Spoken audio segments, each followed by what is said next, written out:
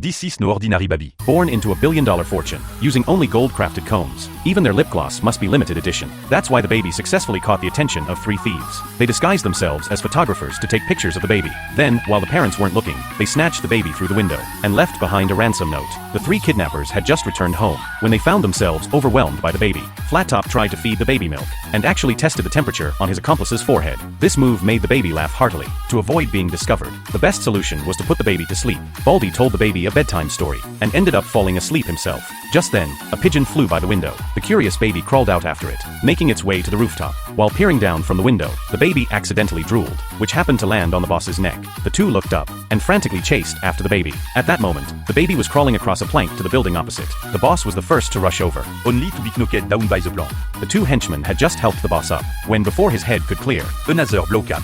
Flat Top angrily threw the plank away. The henchmen helped their boss up and prepared to jump across. The henchmen finally made it across, but the poor boss crashed onto a ventilation duct, then slammed hard into a garbage pile, and finally got hit by an antenna. While the henchmen were rescuing their boss, the baby quietly slipped away. The boss had barely recovered when he discovered the baby had climbed onto a bus. The three quickly drove off in pursuit and eventually found the baby nestled in a pedestrian shopping basket. The three thieves followed closely behind, not expecting the young woman to turn around and confront them. She gave them a thorough beating and drove them away in no time. During the chaos, the baby had crawled to the middle of the road with nimble snake-like movements, successfully making it to the zoo. But the three kidnappers weren't so lucky. Their screams could be heard throughout the city. They tried to take a shortcut by jumping over some bushes, only to fall into a construction pit. By the time they caught up, the baby was already in the arms of a gorilla.